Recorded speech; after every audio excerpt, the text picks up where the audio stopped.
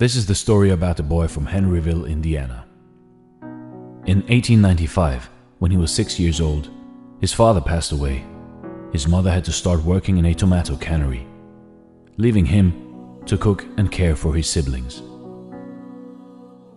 Life hit him hard at a very young age, and because of the difficult situation he faced, he had to work as a farmhand at the age of 10. When he was in 6th grade, he dropped out of high school and left his home. He started working as a painter of horse carriages. When he was 16, he faked his age to enlist in the US Army. After being honorably discharged a year later, he started working as a railway laborer and studied law at the nearby university, until he ruined his legal career by getting into a fight. He was forced to move back in with his mom and get a job selling life insurances. After some time, he got fired for not following orders. Some years later, he established a ferryboat company, and it was an instant success. Later on, he tried cashing in on his ferryboat business to create a chemical lamp manufacturing company, only to find out that another company was already selling electric lamps, much better than his company's lamps. All this hardship in life, but this guy wouldn't give up. He moved to work as a salesman for a tire company. But again, he lost his job when the company closed its manufacturing plant. By the age of 40, he met the general manager of an oil company, who asked him to run a service station for him. But the station had to close down again as a result of the Great Depression. That same year, the Shell Oil Company offered him a service station, rent-free, in return for paying the company a percentage of sales. He started operating the service station and also began to serve chicken dishes and other simple meals for people who were stopping by at the station. His pan-fried chicken soon became a favorite with the people of the area and made him famous in the region. A few years later, he took out the station and started a proper restaurant. After fairly succeeding at this venture, he started to advertise his food, and to his shock, an argument erupted out of the blue with a local competitor and resulted in a fatal shootout with one of his employees dying.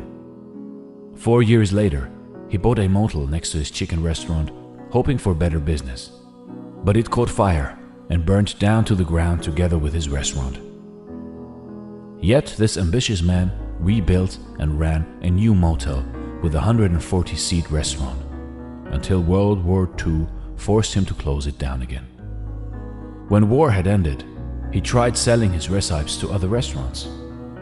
His recipe was rejected 1,009 times, when finally, in 1952, he sold his secret recipe, Kentucky Fried Chicken, for the first time to the operator of one of the city's largest restaurants. It quickly became a hit, and as a result, several other restaurant owners franchised the concept and paid him 4 cents per chicken. However, good times didn't last very long. His own restaurant was crippled when an interstate highway reduced customer traffic. He sold it and was left only with his savings and $105 a month from Social Security. So finally, he pursued his dream to franchise his chicken concept nationwide and traveled the US looking for suitable restaurants. He opened a new restaurant and a company headquarters in 1959. He often slept in the back of his car. He visited restaurants, offered to cook his chicken, and if the owners liked it, then he negotiated a franchise right. In 1965, at the age of 75, he was just getting started. After years of rejection, failures, misfortunes, Colonel Sanders' franchise approach became highly successful. KFC was one of the first fast food chains to expand globally, opening outlets in Canada, UK, Mexico, and Jamaica by the mid-1960s. The Colonel remained the company's symbol after selling it. He traveled over 400,000 kilometers a year, visiting KFC restaurants and delighting customers around the world. At the age of 90, Colonel Sanders passed away. At that time, there were around 6,000 KFC locations in 48 different countries. In 2018, there were 22,621 KFC restaurants worldwide. If you are overwhelmed by rejection or discouraged by setbacks, Remember the story of Colonel Sanders, a 6th grade dropout, fired from multiple jobs, ruined his legal career, set back by the Great Depression, fire, and World War II. And yet, he became the world's most famous cook after reaching retirement age. Colonel Sanders, the creator of one of the largest fast food chains in the world, was many things. But above all, he was a great success story.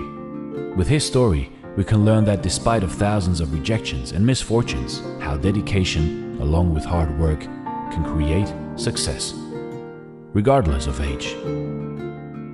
Thanks for watching, and stay blessed.